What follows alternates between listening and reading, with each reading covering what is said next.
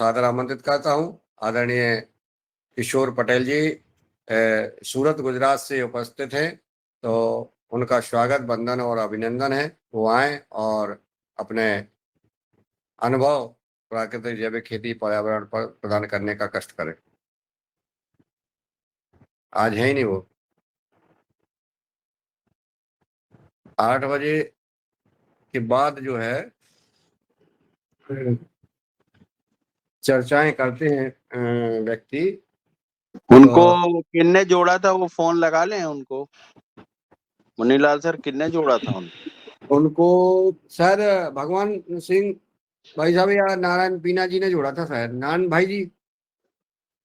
तो उनको फोन लगा लें। उनको जब तक जी ओम, इनको हाँ। पहले ही फोन लगा देना था, देख के उनको कहा रहे है कि नहीं है, फोन लगाना चाहिए। वो मुन्नीलाल सर जी ने उनको इनवाइट किया था। कल बात हो गई थी ना भाई जी? जो मैंने नहीं जोड़ा भैया यादव जी, मैंने नहीं जोड़ा उनको। अच्छा। मैंने नहीं जोड़ा उनको। मेरी बात हो गई थी जुड़ने के लिए, अभी आने वाले होंगे शायद। हो गई नंबर है ना जी। उनको फोन लगा दो, फोन लगा दो, अभी कॉल कर लगा दो फिर से। जी। हाँ, कहना इंतजार कर रहा है सदन।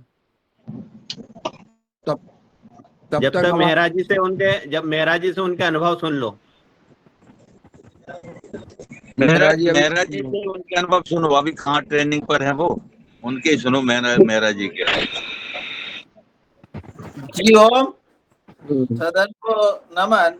आज की हमारी योग कक्षा बहुत अच्छी रही और आज हमारा यहाँ अंतिम दिन है।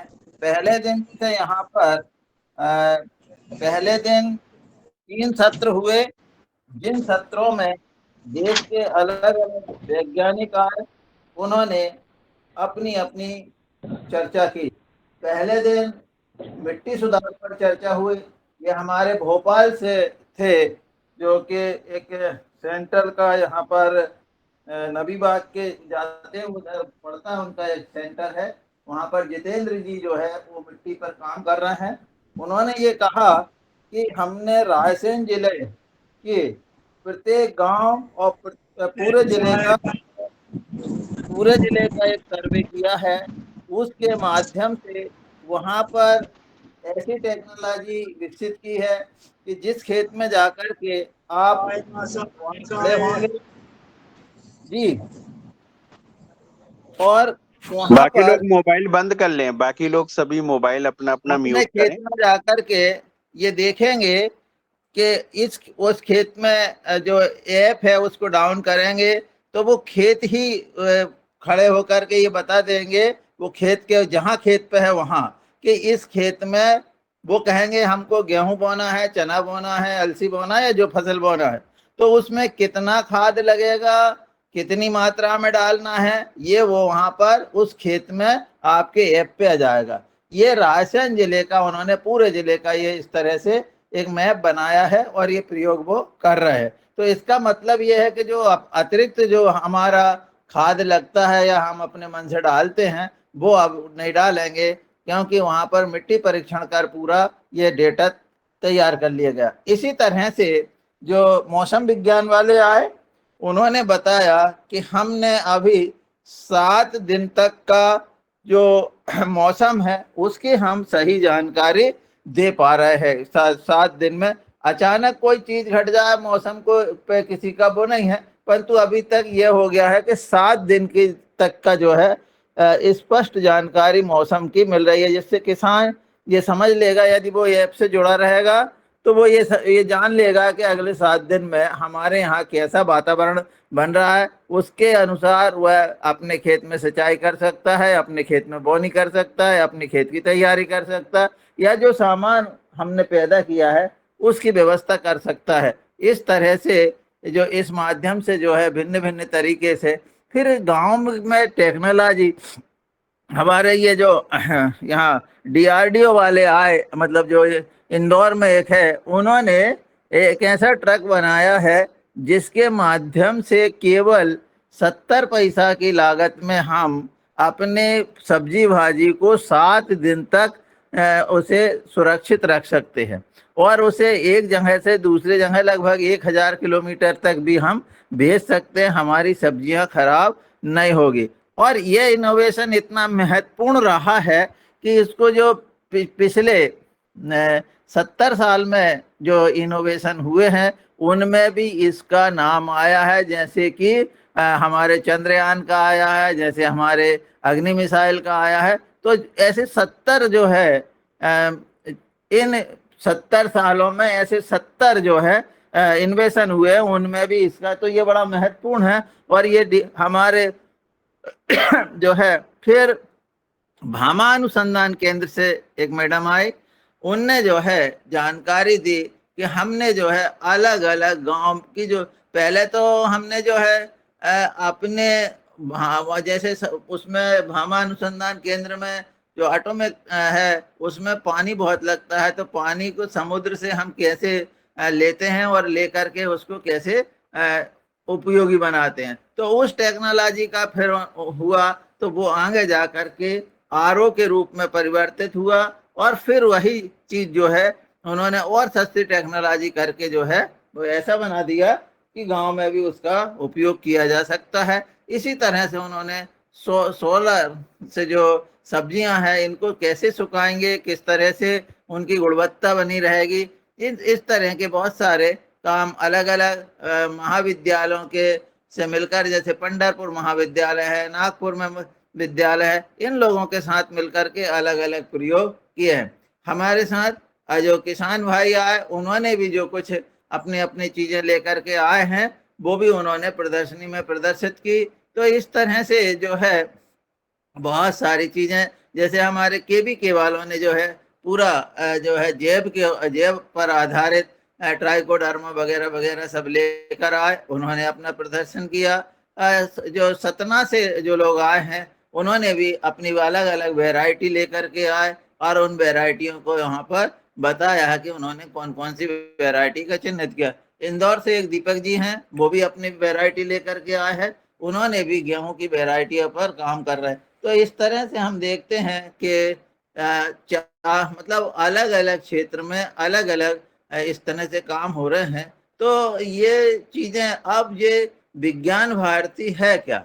विज्ञान भारती जो है एक तरह से स्वयंसेवी संगठन जैसे काम करते हैं, परंतु आरएसएस का एक प्रकल्प है। इसके माध्यम से जो है पूरे देश में ये 5वां उनका था, अलग अलग थीम रखी जाती है, कभी उद्योग पर रखी जाती है। ये आज कल जो 3 दिन की ये थीम थी विज्ञान भारती की, वो केवल कृषि पर आधारित थी, क्योंकि कृषि को इसलिए आधार बनाया गया कि यहाँ हमारे पूरे मध्य प्रदेश में कृषि के पर जो है बहुत चर्चा हुई और सब लोगों ने अपने अपने जो है मत व्यक्त किए हैं, लोगों को इससे संबंध में जानकारी दी है। और 3 दिन तक, अच्छा शाम के समय बहुत बढ़िया, क्योंकि ग्वालियर संगीत और का केंद्र रहा है, तो यहाँ पर संगीत की बहुत बढ़िया व्यवस्था की गई। और यहाँ पर मानसिंह महाविद्यालय है, संगीत का महाविद्यालय है, उसके विद्यार्थी आए, उन्होंने जो है वहाँ पर प्रस्तुति दी, बहुत सुंदर प्रस्तुति दी गणेश वंदना की और ओम की। तो इस तरह से शाम का सत्र हमारा लगभग 8 बजे यहाँ समापन होता है। सुबह हम 8 बजे पहुँच जाते हैं, नाश्ता के बाद वहाँ पर चर्चाएं शुरू होती है और शाम को 8 बजे हम लोगों को वहाँ से छोड़ा जाता है और 8 से 8:30 9 के बीच में भोजन करते हैं। फिर दूसरी जगह अलग अलग जगह पर लोगों को ठहराए गए हैं। हम महारानी लक्ष्मीबाई शारीरिक जो केंद्र है, जहाँ पर कि बहुत तरह के प्रशिक्षण होते हैं, वहाँ पर हम रुके हुए अभी यहीं पर हैं। और अब थोड़ी देर से जो है लगभग 7:30 बजे हम जो है यहाँ से गाड़ी आती है और हमको ले जाती है और छोड़ जाती है। इस तरह से ये पूरा दिनचर्या रहता है। पूरा दिन आपको जो है वहीं रहना है। वो लगभग यहाँ से 12 किलोमीटर दूर है जहाँ हम रुके वहाँ से। और वहाँ पर जो है एक बढ़िया भवन बना हुआ है, बहुत सुंदर व्यवस्थाएं हैं उसमें, कोई जो है और सब चीज़ें बहुत अच्छी है। और यहाँ पर जो है साथ में जो कृषि महाविद्यालय है उनके कुलपति आए थे, यहाँ के अलग अलग जो है यहाँ पर जो आसपास इंदौर से भी थे, सब जगह। तो कृषि के जो है कृषि महाविद्यालय के जो कुलपति है, वैज्ञानिक है, जो अलग अलग काम कर रहे हैं, वो सब यहाँ पर आए हैं। सब अपने अपने विषय के विशेषज्ञ है। सब लोगों ने जो है अलग अलग जानकारी दी है। तो इस तरह से हम देखते हैं कि जो इस तरह के उनके अनुभव है, उनके किसी के 60 साल के अनुभव है, किसी के 50 साल के अनुभव है, किसी के 15 साल के, किसी के 5 साल के। तो यहाँ पर वैज्ञानिक भी एक दूसरे से समझते हैं। इंदौर से एक मैडम आई है जो कि औषधि पौधों पर काम कर रही है। औषधि पौधों पर भी उनका कहना है कि भाई जंगल जो है इतना बड़ा है और यहाँ के जो लोग हैं यदि वन विभाग से मिल करके वहाँ पर इन चीज़ों का उत्पादन करते हैं तो निश्चित रूप से उनको लाभ होगा। तो कुल मिलाकर के यही सब चर्चा है कि हम जो है अपने आसपास जो संसाधन है, प्रकृति ने जो हमें संसाधन दिए हैं, उनका हम ज़्यादा से ज़्यादा कैसा उपयोग कर सकते हैं। एक दादा आए हैं, उन्होंने एक रहट जो पहले हमारे अपने इधर जो रहट चलती थी कुआं में, उस रहट को उन्होंने केवल पानी से जैसे नहर चल रही है या जैसे नदी बह रही है तो उसके किनारे उसे स्थापित करेंगे और वो पानी, बहते पानी से वो चलती रहेगी और पानी जो है सिंचाई उसका सिंचाई का पानी कर सकते। तो इस तरह से कई तरह के नवोवेशन हो रहे हैं। हम लोग भी जो है आदरणीय हमारे शरद भैया ने जो बल्लर शेम को जो विकसित किया है उसका पेटेंट में वो रजिस्ट्रेशन हुआ है। तो उस बल्लर के प्रदर्शनी को लेकर के आए। यहाँ पर हमने प्रदर्शनी में बैनर लगाया है, लोगों ने उसके संबंध में जानकारी भी चाही है। तो परंतु हमारे पास केवल एक बैनर था तो हमें कुछ चीज़ें जो है कमी महसूस हुई कि हमें उसके जो है पंपलेट हमारे पास होने चाहिए, उसके बीज हमारे पास होने चाहिए, हम उन्हें बता सकें ऐसा। क्योंकि एक बैनर लगाने से प्रदर्शनी में कोई आकर्षण पैदा नहीं होता है। तो आप भविष्य में जब भी हम कोई चीज़ अपने प्रदर्शित करेंगे तो इस तरह की चीज़ें जो है हम करेंगे। अब हम लोगों का जाने का समय हो रहा है तो मैं अपनी वाणी को यहीं विराम देता हूँ और हम लोग जो है शायद हमारे साथी लोग निकलने लगे हैं, गाड़ी आई है तो वो हम लोगों को ले जाएगी। जी ओम, सभी को सादर नमन। जी ओम। जी जी जी ओम ओम ओम। जी, बहुत ही सुंदर। और ऐसा नहीं कि आपकी गाड़ी निकल जाए, आप यहीं बोलते रहोगे तो फिर वो एक इसमें मुनीलाल सर कोई जुड़ा है, पानी उगाओ, तो हाँ थोड़ा हाँ उनके विषय में अभी सुनना चाहेंगे, कौन नहीं, सज्जन है वो? हाँ हाँ वो हैं भाई साहब हैं। किशोर पटेल जी 2 मिनट में आने वाले हैं। इसके पहले जो है आदरणीय हमारे गुप्ता जी का मैसेज आया है। जो आपने प्रयास किया है गौ स्वावलंबी मध्य प्रदेश राज्य के में स्वावलंबी गौशाला कामधेनु निवास की स्थापना की नीति जो है सरकार ने बना दी है। जो हमारा आपका सुहागपुर जाना हुआ, सारी जगह जो है गए, उसमें मध्य प्रदेश में अभी 14 जिलों की निविदाएं निकली हुई हैं। तो मैं अगर आपकी इजाजत हो सदन की तो उसके बारे में अवगत करा दूं। करा दीजिए। अभी मध्य प्रदेश शासन ने, मध्य प्रदेश गौ संवर्धन बोर्ड ने निविदा निकाली है। 14 मध्य प्रदेश में 14 गौ अभ्यारण्य जो बनना है, जिसका नाम अपन ने गौ अभ्यारण्य दिया था, लेकिन वो जो है उन जिलों में जो है इसका मध्य प्रदेश राज्य में स्वावलंबी गौशाला कामधेनु की स्थापना नीति पर सुझाव। मेहरा जी ठीक है। इसमें काम जो है ऑनलाइन बैठक आयोजित की गई थी जिसमें सक्षम निवेशक, गौशाला संचालक तथा समाज सेवियों को आमंत्रित किया गया था। इसमें बिंदु रखे गए हैं कि शासकीय भूमि के, वीडियो भी बंद कर लो दादू। शासकीय भूमि के उपयोगिता अधिकार के संबंध में मध्य प्रदेश गौ संवर्धन बोर्ड एवं संबंधित गौपालक संस्था के मध्य अनुबंध किया जाएगा, जिसमें प्रथम बार 20 वर्षों के लिए भूमि के उपयोग के अधिकार गौपालक संस्था को दिए जाएंगे। दोनों पक्षों के सहमति पर आगामी समय में अनुबंध 5-5 साल को बढ़ाया जा सकता है तथा उक्त अवधि के उपरांत शासन द्वारा पुनः निविदा प्रक्रिया माध्यम से आवंटन किया जाएगा और संतोषजनक संचालन करने पर उसी संस्था को प्राथमिकता दी जाएगी। ये 20 वर्ष का अनुबंध हो रहा है मध्य प्रदेश शासन के साथ। जो संस्थान संचालक ये संचालन करना चाहते हैं स्वावलंबी गौशाला, तो वो सादर आमंत्रित हैं। उसमें शर्तें हैं कि चयनित गौपालक संस्था निवेशक द्वारा निविदा में भाग लेने हेतु मध्य प्रदेश गौ संवर्धन बोर्ड के नाम से 50 लाख रुपए की EMD जमा कराई जाएगी, जो निविदा पूर्ण होने पर वापस कर दी जाएगी। संस्था को 50 लाख की EMD जमा करना है, जिसके उपरांत सफल निविदादाता को राशि रुपए 1 करोड़ बैंक गारंटी जमा करना है। उसकी रसीद जो है देना है गारंटी की। सफल निवेशक द्वारा समस्त शर्तों के साथ गौवंश हेतु अधोसंरचनाएं, भूमि सुधार, अन्य आवश्यक कार्य सफलतापूर्वक करने के उपरांत विभाग द्वारा पूर्णता प्रमाण पत्र दिए जाने पर वो बैंक गारंटी के निवेशक की राशि वापस कर दी जाएगी।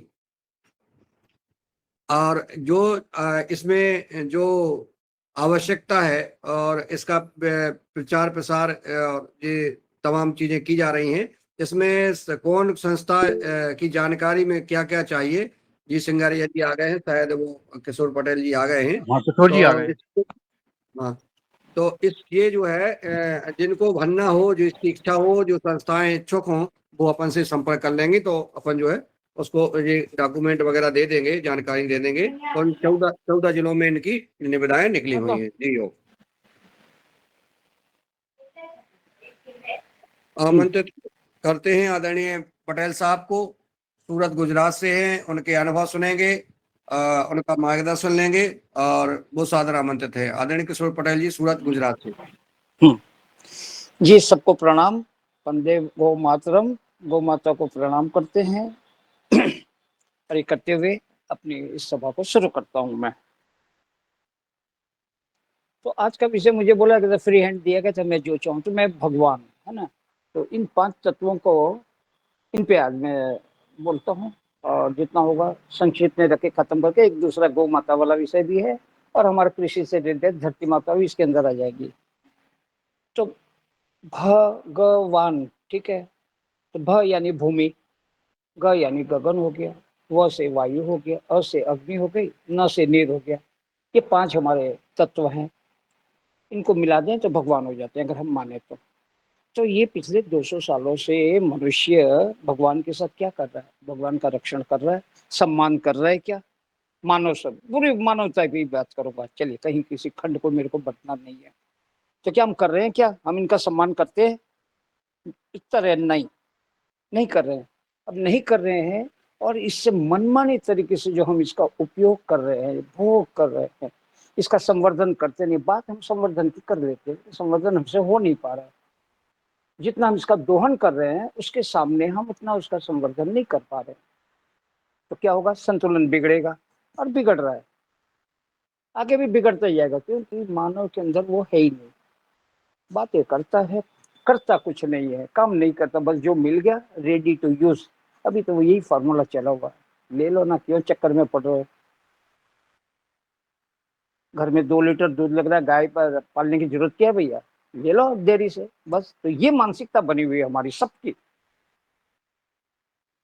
तो संवर्धन करेंगे नहीं तो फिर विनाश होगा। जब विनाश होगा, संतुलन बिगड़ जाएगा। तो जैसे 2 दिन पहले हमारी उसमें थी चर्चा में, ये इतनी बाढ़ आ रही है, क्यों हो रहा है? ये होगा और आगे भी चलता ही रहेगा। ये क्रम रुकने वाला नहीं, बल्कि बढ़ेगा धीरे धीरे।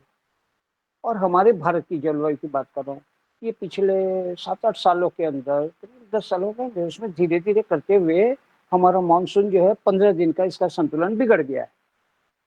जो पहले एक सिस्टम, एक डेट वाइज तारीखों के मुताबिक आ जाता था मानसून। मैं दक्षिण गुजरात से हूँ, ठीक है। हमारे 10 तारीख निश्चित थी बारिश का आना। केरल से चलता था, बॉम्बे आ जाता, तो बॉम्बे से हम लोग जानते थे बॉम्बे गिर पड़ी, बस हमारे यहाँ 2-4 दिन में आना, ये हम जानते थे। कोई हमें कुछ पढ़ना नहीं पड़ता था, मौसम विज्ञान की जानते आ ही जाता था। आज नहीं आ रहा, 15, 17, 18 दिन आगे पीछे हो रहे। आगे तो आता नहीं है, लेट हो रहा है। जून महीना पिछले साल, इसके अगले साल तो जून पूरा खाली हो गया। जुलाई में शुरुआत हुई थी, कहाँ 10 जून और कहाँ जुलाई का पहला सप्ताह। तो ये सब हर जगह हो रहा है। तो इसके जिम्मेदार मानव खुद है। मानव खुद है तो क्या करें, मानव को ही करें, क्योंकि हमें तो हमारे पूर्वजों ने या 200 साल में, ज्यादा नहीं 200 साल से ही बोलूंगा कि ये सारा जो ग्लोबल जो चेंज हुआ है, ये ग्लोबल वार्मिंग की जो बड़े बड़े ज्ञानी लोग बैठ के बात करते हैं अपनी गोष्ठियों में, विश्व लेवल पे, मैं विश्व लेवल की बात कर रहा हूँ, भारत में चिंतन तो करते हैं भैया जंगल काटना रोक लो ना पहले और जंगल बढ़ाओ। बहुत साधन है, यंत्र है, धन है, सब कुछ है, ज्ञान है, तो लगाते क्यों नहीं, काट तो लेते हो अपनी फुर्सत से, अपनी जरूरत पड़ गई काटो। तो मशीन बनाते हो उसको भेजते हो, क्या जंगल के लकड़े, मैं देखता हूँ मेरे को बड़ी वेदना होती है, जबकि मेरा कुछ विषय होता ही नहीं अपना। ट्रकों में जब बड़ी बड़ी मशीनों जब जाती हैं काट की पेटियों में, तो उसमें हो जाता तो ये आया क्या, ये जंगल कटा, मशीन निकल जाएगा, उसको फेंक दिया जाएगा।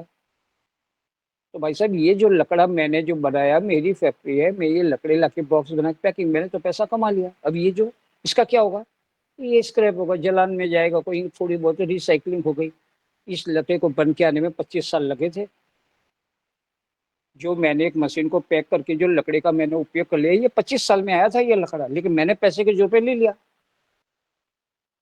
भैया लाना ये इस साइज का मेरे को एक बॉक्स ऐसे 10 बॉक्स बना दे भैया, क्या पैसा है, हाँ इतना, अरे भाई समझ ले, चलो कर दिया, ठीक है भेज दो, पैसे ले जाना, बात खत्म। और वो कहाँ से लाया, जिसने बॉक्स तो दे गया। तो ये बाजारवाद चल रहा है। अब पूरी सृष्टि को करीब करीब जो अंदर के गांव है, जहाँ अभी भी सभ्यता नहीं पहुंची, वहां की बदलती हर जगह यही चल रहा है। और इसमें यही हो रहा है कि भगवान को सताया जा रहा है, दुखी किया जा रहा है। तो जब भगवान को दुखी करोगे तो आपकी क्या होगी, आपकी आने वाली नस्लों के क्या होगा, आपका खुद का भी अभी अंत नहीं आया है। आप ही सोचना कि कैसा कैसा क्या होगा। बातें सब अच्छी अच्छी होती है, सारे आदर्श अच्छी होती है, लेकिन उसके हिसाब से आचरण है क्या, इस पे है। तो हम पूरे जगत को बदल नहीं पाएंगे, हम कैसा भी नारे बहुत लग रहे हैं विश्व में, 20 साल से देख रहा हूँ, और उससे भी पहले का 40 साल से तो मेरे होशोहवास में, मेरी छोटी उम्र से लेके अब तक का मैंने देखा, नारे बहुत लगे, किसी नारे का कहीं सफल परिणाम नहीं है, और है तो वो सिर्फ कागजों पे, यथार्थ से नहीं है।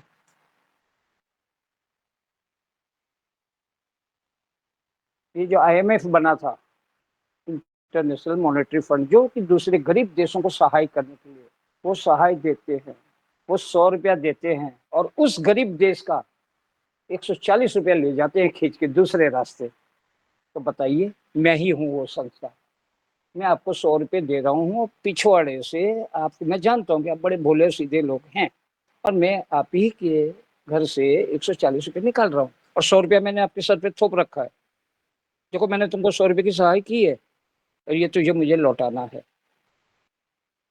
और दिया, 2 साल में 140 ले गया, मुद्दल आपके सर पे मैंने 100 रखी है, अब दो।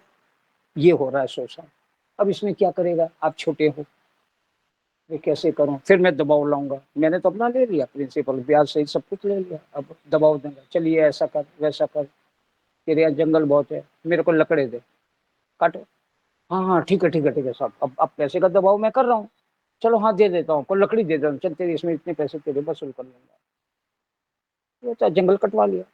जिस देश के पास या जिस परिवार में जो कुछ है, जो उसकी समझ भी नहीं है, उसका मेरे को मूल्यांकन आता है, वो हर जगह से मैं ले लेता हूँ। तुम ये ऐसा करो, तुम ये ऐसा करो, तो वो लोग नीतियां वहां से बदलवा देते हैं। फिर उस हिसाब से हमारी जिस देश की सरकार है, उस हिसाब से अपने कानूनों में ढील ढाल दे के उनको रास्ता प्रशस्त कर देती है, और वो आ जाती है, और वो अपना मन माना व्यापार की आड़ में लूट लगा के ले जाती है। अब जो लूट में आया उससे क्या पर्यावरण से, उसे भगवान से क्या लेना देना। मैं शराब की फैक्ट्री लगा रहा हूँ तो उसके लिए पर्यावरण का नुकसान से क्या मतलब है, मेरी फैक्ट्री लग जानी चाहिए, हाँ जी हो जाएगी, लाइसेंस दे दिया, सब कुछ है, बनने लग गया, माल बिक रहा है, मैं कमा रहा हूँ, पर्यावरण तो आपका बिगड़ रहा है। मैं आपके गांव में मैंने तो शराब की फैक्ट्री लगाई।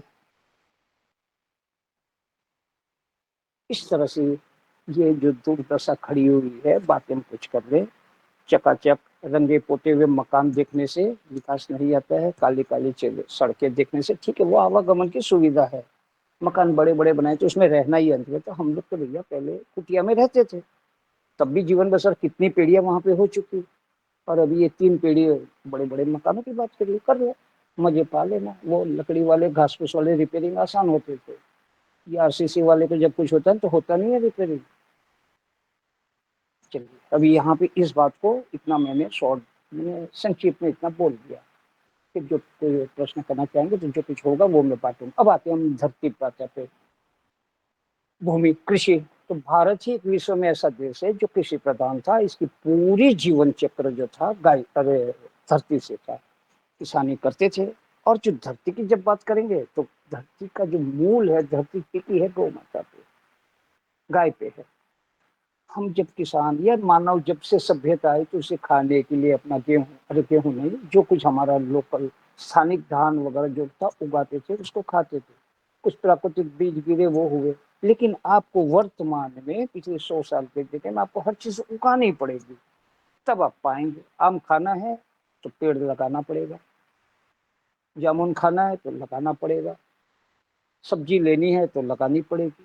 तो इसी तरह से सब कुछ लगाना पड़ता है, तो घास लगाना नहीं पड़ता है।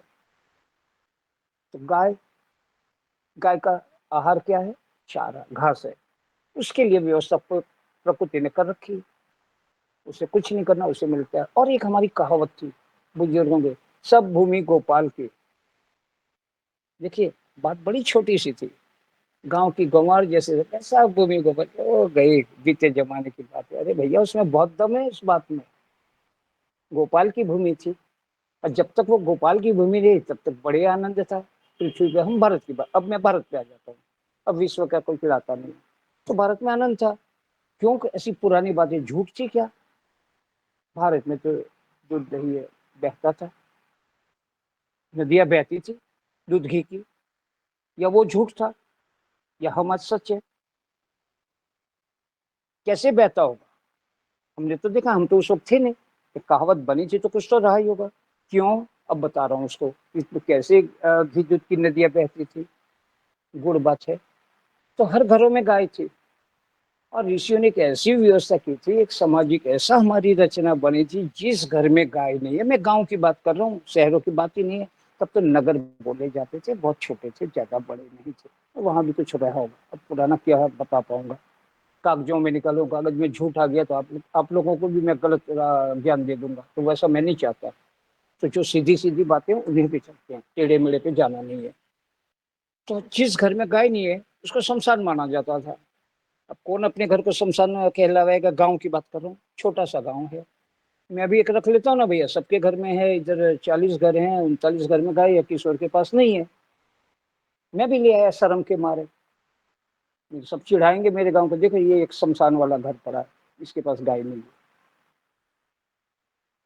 ले आया तो हर घर में गाय थी, अब हर घर में गाय है तो गाय का वंश वेला बढ़ता है, संवर्धन होता है। 1 से 2 हो गई, 3 हो गई, दूध बढ़ गया। अब घर में परिवार मेरे 4, 6, 8, 10, 12, उस वक्त तो बड़े परिवार थे, 12-15, खाते पीते दूध बचा, दही जमा दिया, बलौना करके घी निकाल लिया, खा लिया।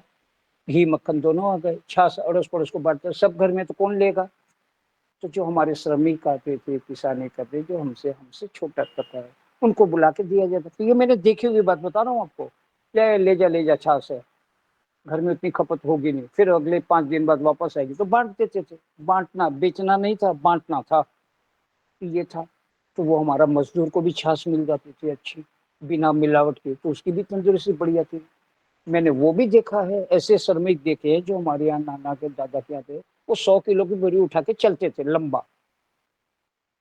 30 किलो में दम निकला, 50 किलो की बात ही ना करे। ये हो गई तंदुरुस्ती खान पान से। क्योंकि मेरे ही घर में मैंने गाय निकाल दी, भैंस छोड़ दी, सब कुछ, दूध दही मेरे घर से गया, तो मैं मजदूर को क्या खिलाऊंगा? फिर आ गया पैसे का चलन, आ गया। हाँ, पहले पैसे का इतना महत्व नहीं था। तो अब उसकी तो वो शराब की तरफ लग गया। अब यहाँ फिर लग गई हमारी राजनीति, अब घुस गई, शराबी बनाया। पहले 1 रुपया 2 रुपया, मैंने 1.5-2 रुपये का दिहाड़ी वाला भी देखा हुआ, फिर 3 रुपये देखे, फिर 5 हुआ, 8 हुआ, 11, फिर तो बवाल हुआ था 11 रुपये। फिर वो 11 से बढ़ के प्रोत्साहन मिला, नहीं भाई इनको बचाना है, इनको जेलाना है। वो जी रहे थे, उनकी भी 10 पीढ़ियाँ, कहीं कोई दिक्कत नहीं थी। 30 रुपये पे लाए, अब आज 300 रुपये आ गए। मैं अपने स्थानिक 300 रुपये का रेट आपको दे रहा हूँ। वो काम नहीं होता, उसमें काम 150 रुपये वाला ही होता है, क्योंकि वो अंग्रेजी है। हमारे मजदूर जो अशिक्षित है और पढ़े 9 बजे आएंगे, 8 बजे आएंगे नहीं, कुछ भी कर ले। हाँ, जिसको आपने थोड़ा कर रखा है। तो हमारे यहाँ भी कृषि की बहुत, हमारे दक्षिण गुजरात में बहुत बड़ी समस्या खड़ी हो गई। हमारे जो किसानी के जो मजदूर थे खत्म हो गए, नष्ट हो गए। कितने परसेंट? 70% हमारे निकम्मे हो चुके हैं, शरीर से गल चुके हैं, दिमाग से गल चुके हैं, काम तो आते ही नहीं। और आते हैं तो बस क्या करेगा, उस छोर पे पानी रखेगा, यहाँ काम करा, उठ के जाएगा वहां पानी पिएगा, फिर आएगा बीड़ी पीने बैठेगा तो बीड़ी में टाइम किल कर देगा। मैंने 9 से 5 शाम हो गया, सेट जाने का टाइम हो गया, ला पैसा। क्या काम हुआ? अब किसान की क्या परिस्थिति देखिए। मैंने 21-22 में 2 साल अभी बीच में फिर किया था, तो वही ये सारा मेरा ये अपडेट बता रहा हूँ। अगले दिन शाम को जाऊं, सब चले जाएं, मजदूर आएगा, कहीं गया है, कहीं इधर गया, बाजार गया, आए तब भैया कल मेरे को 10 दिन की जरूरत है, आओगे ना? सब हाँ बोल दें। सुबह आए, कितने आए? 5 आए।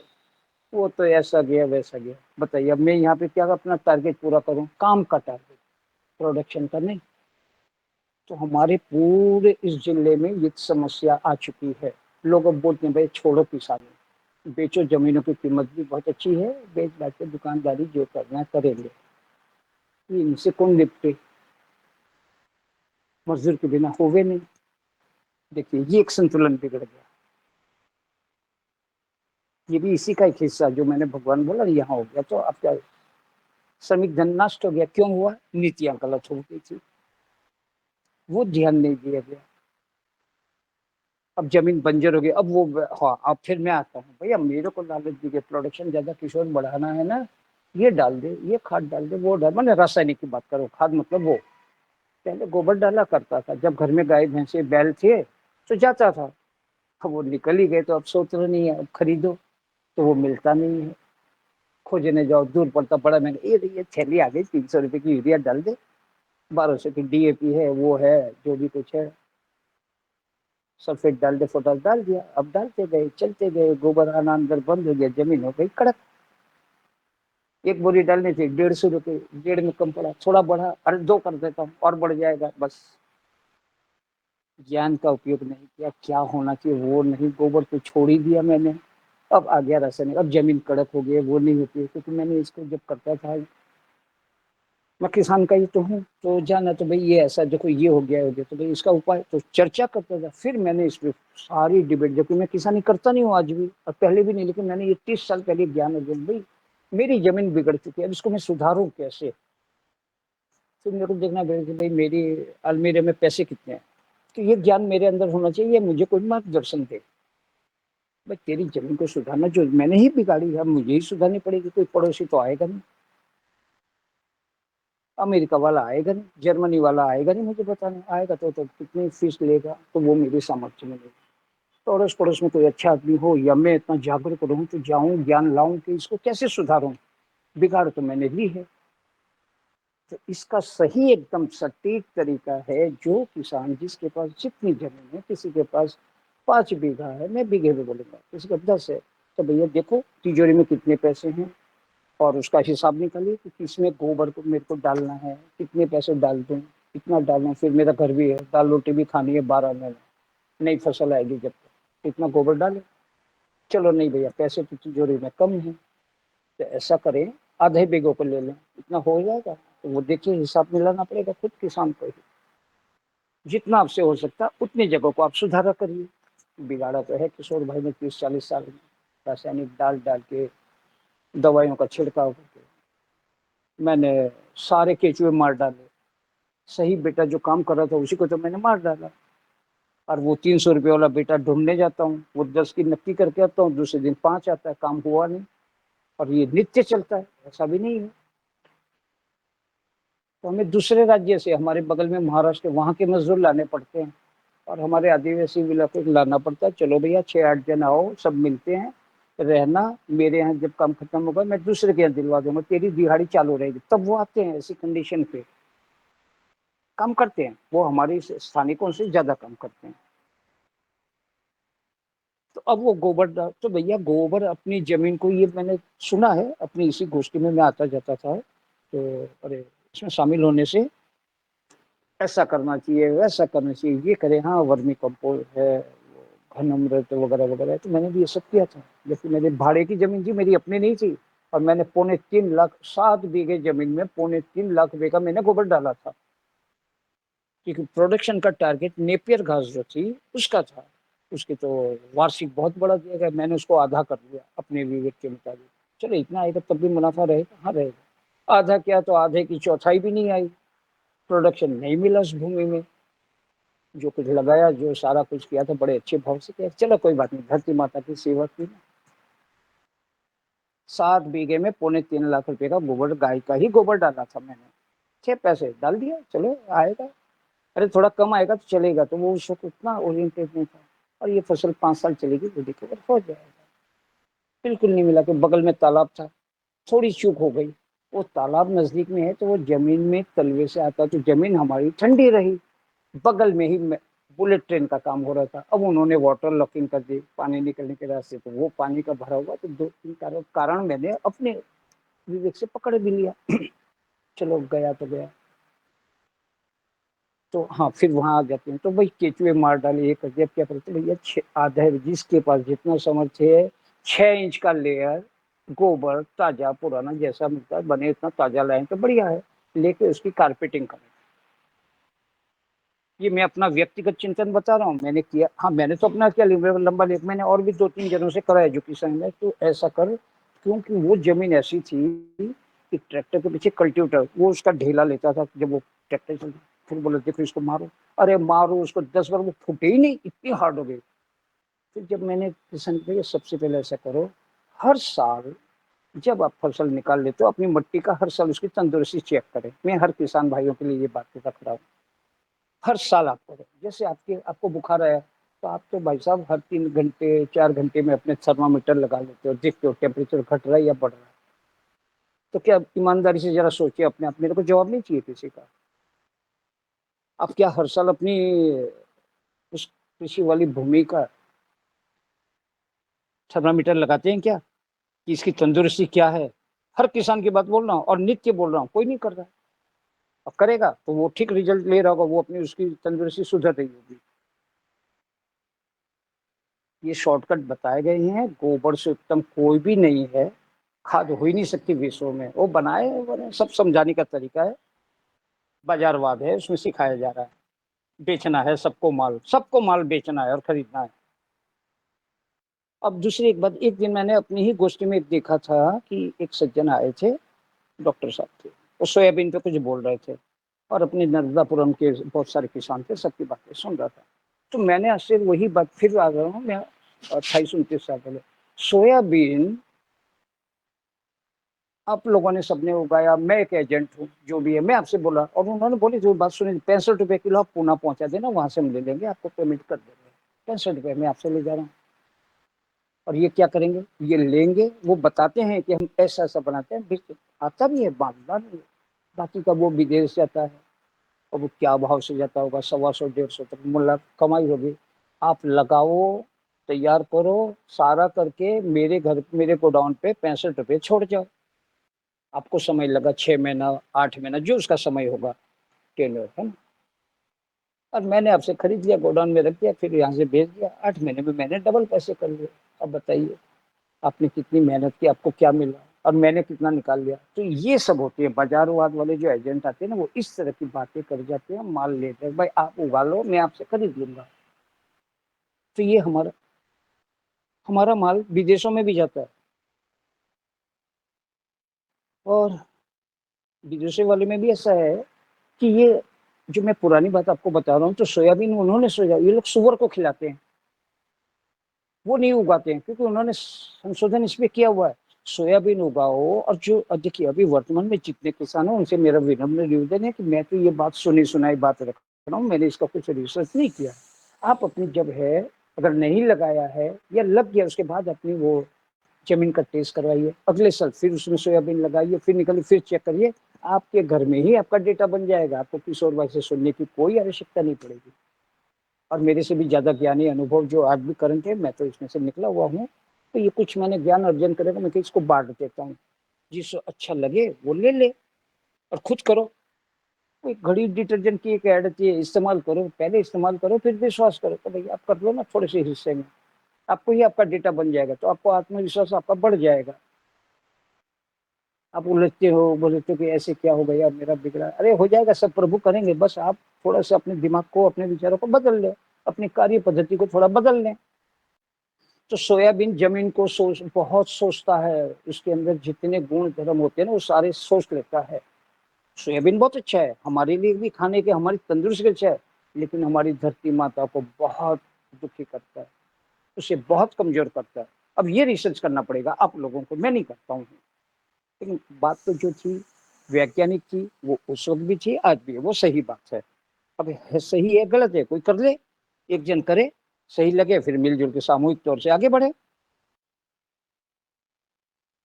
तो गोबर से आपकी जैसी भी जो भी आपकी गड़बड़ है, एक बार डाला, चेक करवाइए, दूसरे साल फिर डालिए, फिर चेक करिए सुधर रहा है कि नहीं सुधर रहा है। आप छोटे से आधे बीघे में करिए ना, जमीन तो वो आप ही की है, जो कुछ करेंगे सुधर रहा है तो बढ़िया है, गाँव को सुनने की जरूरत ही नहीं है। आज से 65-70 साल पहले कहाँ कोई हमें एक कृषि विशेषज्ञ चाहिए थे, लाए गई थी हरित क्रांति। अरे भाई साहब, हरित क्रांति में वो आपके पास अनाज तो भारत में बढ़ गए, गोडाउन पहले खाली थी, हमें मांगना पड़ा था अमेरिका से, तो हमें उन्होंने दिया था PL68 नाम का एक गेहूं, लाल रंग का गेहूं आता था उस वक्त, और वो राशन दुकानों से ही मिला करता था। और वो गेहूं ऐसा था तो शास्त्री जी को बड़ा दर्द हुआ कि ये तो हम हमारे मवेशी को नहीं खिलाते हैं और ये हमारा मानव खाएगा। तब उन्होंने एक अपील करी थी, एक दिन का उपवास करें। स्वैच्छिक लोगों ने सोमवार को व्रत रखना शुरू किया कि इससे थोड़ा अनाज बचेगा, खपत कम होगी। ये उनका मंत्र ऐसे चला था। वो तो चले गए, जय जवान जय किसान का उन्होंने बोला, देना दिया। फिर आ गया उसी वक्त हरियाली श्वेत क्रांति लाए, और वहां से दुष्चक्र हमारे यहाँ घुस गए मल्टीनेशनल, और हमारी पूरी कृषि व्यवस्था को तहस नहस कर डाला गया। और उसमें ये समय लगा 55 साल। वहां से शुरुआत हुई तो वो 5 भी छोड़ देते हैं, 75 से लोग बड़े एक्टिव हो गए। और उसी दरमियान लाई गई थी श्वेत क्रांति।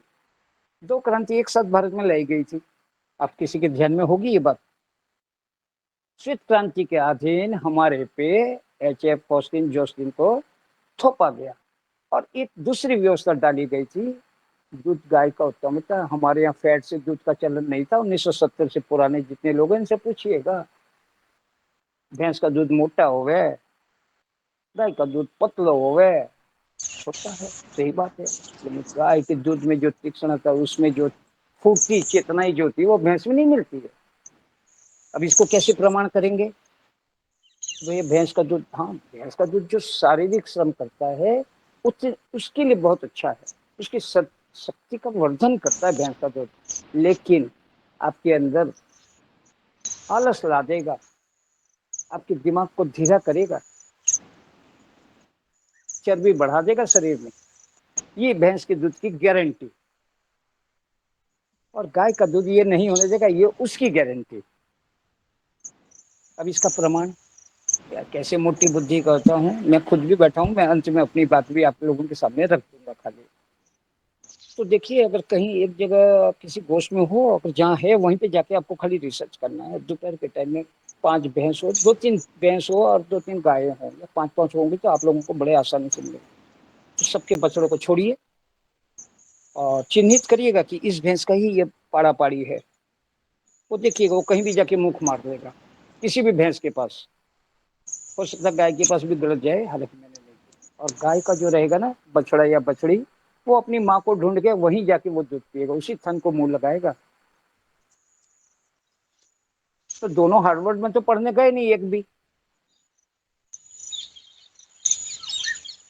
या हार्वर्ड में तो ऑक्सफोर्ड में या कहीं कैम्ब्रिज में पढ़ने नहीं गए, लेकिन वो उसके पास ये ज्ञान क्यों है? और ये आपको गांव में मिलेगा, ये आपको बाहर नहीं जाना पड़ेगा, कोई लैब नहीं है। जिस गांव में ऐसा है, जरा एक दिन समय निकालना पड़ेगा, 2 घंटे जरा बैठे वहां पे, बैठ के देख लें। आपका खुद का आत्मविश्वास, सुनी सुनाई बात अलग, अपना खुद अनुभव करेंगे, आपका आत्मविश्वास और बढ़ जाएगा।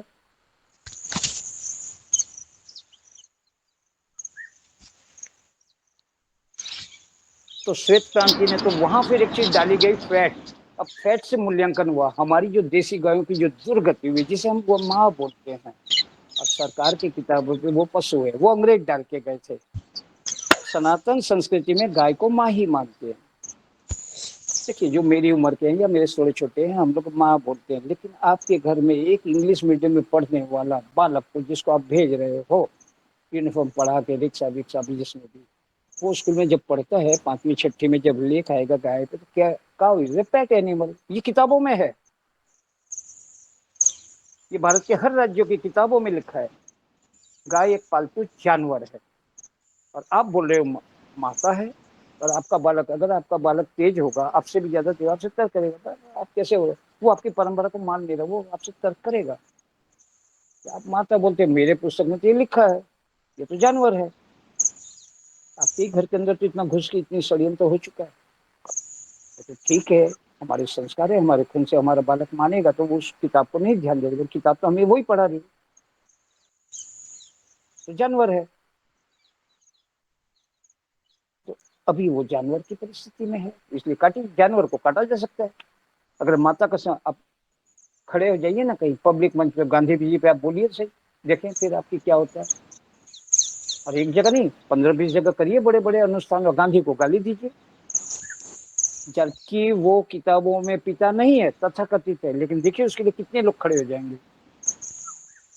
तो ये एक बात थोपा गया, हम आज भी गुलाम हैं, सारी व्यवस्था हमारी गुलामी वाली ही है, इससे छूटना बड़ा कठिन है। इसके लिए बहुत बड़ा शासक चाहिए, मजबूत शासक चाहिए पूरे राष्ट्र के लिए। वो इतना सुलझा हो, किसी की परवाह न करते, सारी व्यवस्था जो ये पश्चिम वाली जो सभ्यता हम पे थोपी है, इन सबको हटाए। और जो हमारी, चलिए आप में से बहुत से लोग जानते हैं, न जानते, तो मैं 2 चीज का खुलासा करता हूँ, सुना हुआ है फिर भी जान ले। देश का मतलब भूमि का टुकड़ा, ठीक है, सीधी सीधी बात है। जैसे मैं गुजरात में हूँ, आप लोग मध्य प्रदेश में, कोई कहीं है, तो ये सारे अलग अलग हैं, लेकिन वो फिर जोड़ देते हैं, तब जाके एक भारत बन जाता है, ठीक है। और राष्ट्र क्या है, चलिए आप मेरे से कोई इसमें से बताएं, जो जानते हो जरा सा मेरे को 2 लाइन की मदद करें। राष्ट्र की परिभाषा क्या है?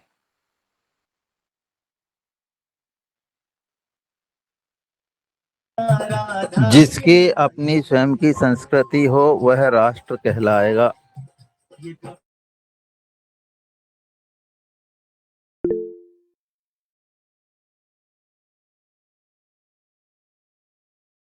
जी मिथिलेश सिंह जी, बहन जी सादर आमंत्रित हैं। देखिए, वो राष्ट्र के लिए पूछ रहे, तो मैं अपने शब्दों में यही कहूंगी कि राष्ट्र उसको कहते हैं, जैसे हमारी संस्कृति वसुधैव कुटुंबकम पर आधारित है, और हम भाव से अपने मातृभूमि को भारत माता भी कहते हैं। इसी को ही राष्ट्र कहते हैं, जब देश के साथ भाव जुड़ जाएं पूरे जनता के। जी, ओम।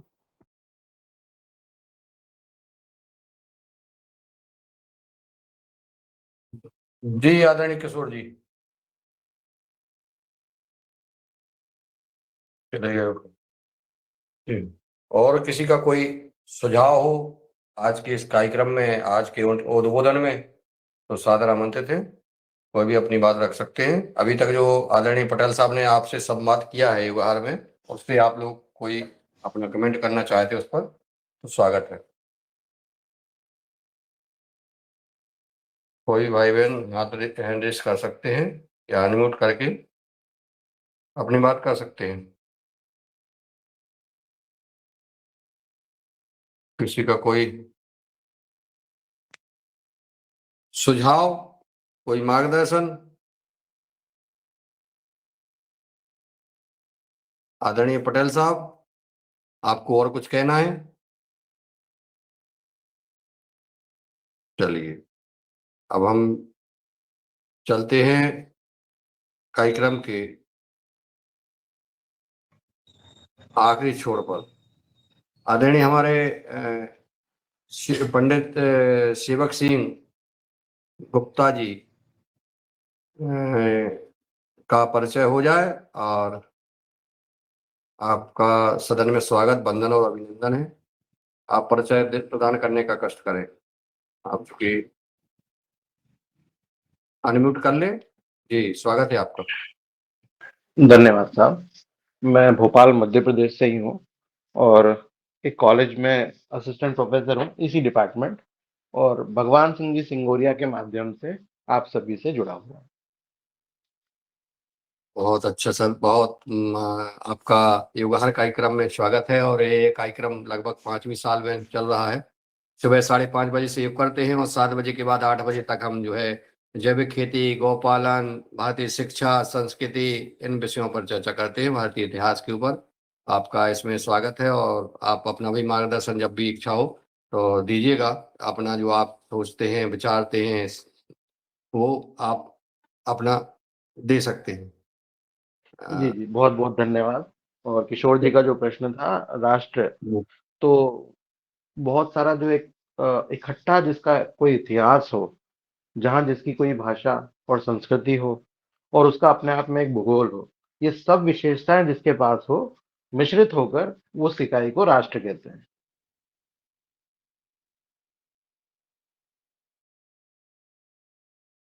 जी, बहुत सुंदर, बहुत धन्यवाद आपका। आदरणीय और भी किसी भाई बहन का कोई कोई अपनी बात करना चाहता है?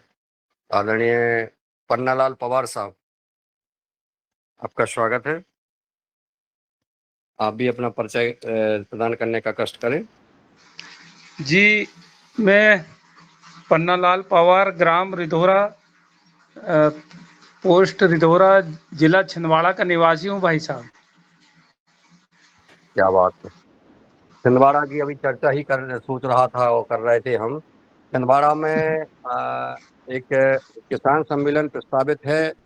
छिंदवाड़ा में हम क्या घूम सकते हैं, कौन से किसान अच्छी प्राकृतिक जैविक खेती कर रहे हैं, उसके बारे में भी आप बताने का कष्ट करेंगे, ताकि ऐसा अगर संभव हुआ तो योगाहार कार्यक्रम का वार्षिक उत्सव हम छिंदवाड़ा में मनाने का मन बना रहे हैं। तो आपसे निवेदन है कि छिंदवाड़ा के आसपास जहाँ भी जी, 10, 20, 25, 50 किलोमीटर के इर्द गिर्द में कोई बहुत अच्छे मॉडल हो तो उसके बारे में बताने का कष्ट करेंगे आप।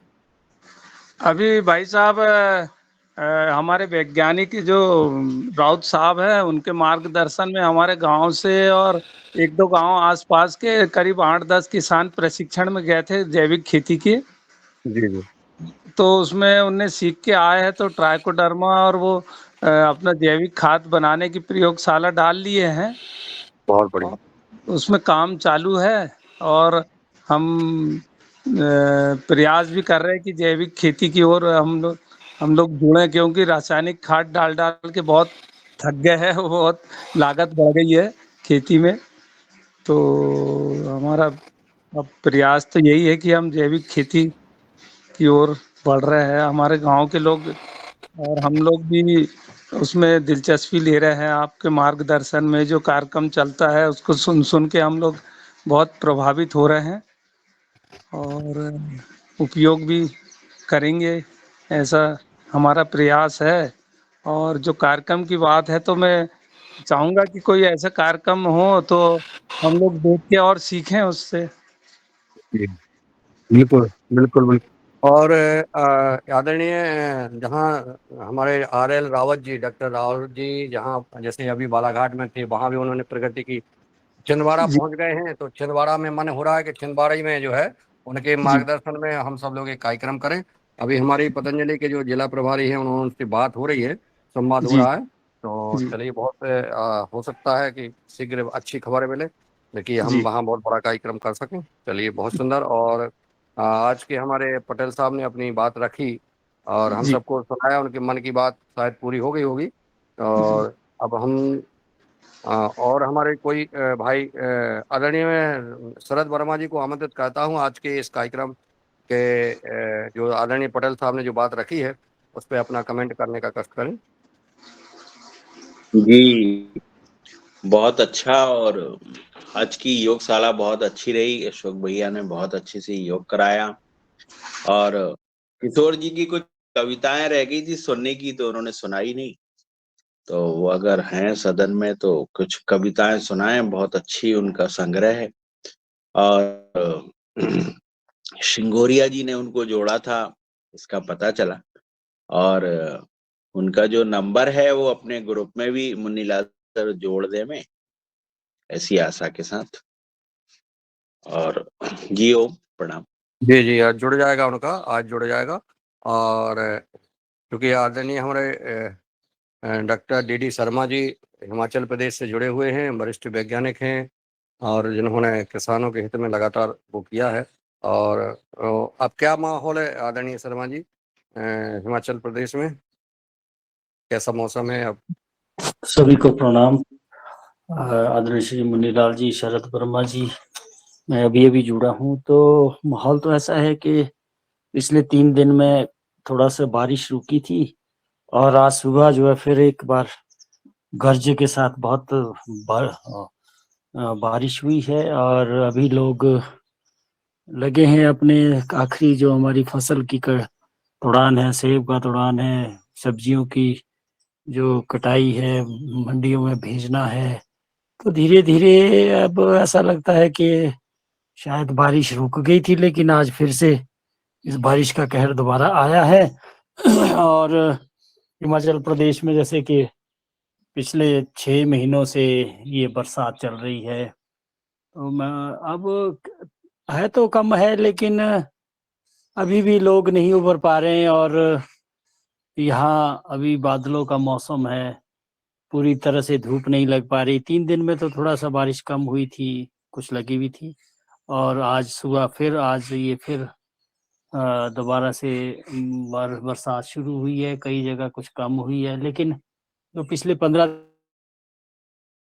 दिन पहले था उससे कम थोड़ी सी राहत मिली है। तो अभी तो कुछ रुकने का नाम नहीं ले रहा। और मौसम जैसे ही ठीक होता मौसम, तो लोगों में भी फिर आजकल यहाँ श्राद्ध चल रहे हैं, आपके भी चल रहे होंगे उस क्षेत्र में, तो उसमें लोग व्यस्त हैं। उसके बाद नवरात्रे शुरू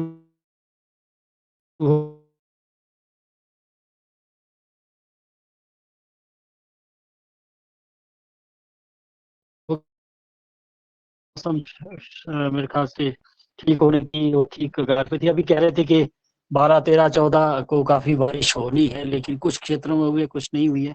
अभी यही स्थिति बनी हुई है कि लोग सोच रहे हैं कि भगवान जो है हमें कुछ राहत देगा, इंद्र भगवान भी हम कुछ रुक जाएगा। तो यही मैं कहना चाहूंगा कि अभी भी पूरी राहत की सांस नहीं ली है इस बरसात के कहर से। मैं यही कहना चाहूंगा। धन्यवाद।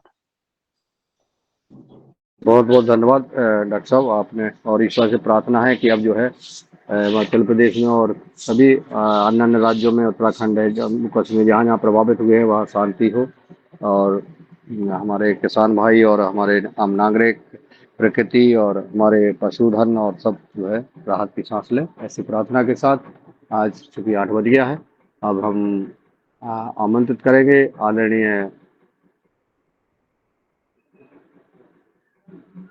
तुलाराम पटेल जी को कि वो आएँ और सबका आभार ज्ञापित करने का कष्ट करें।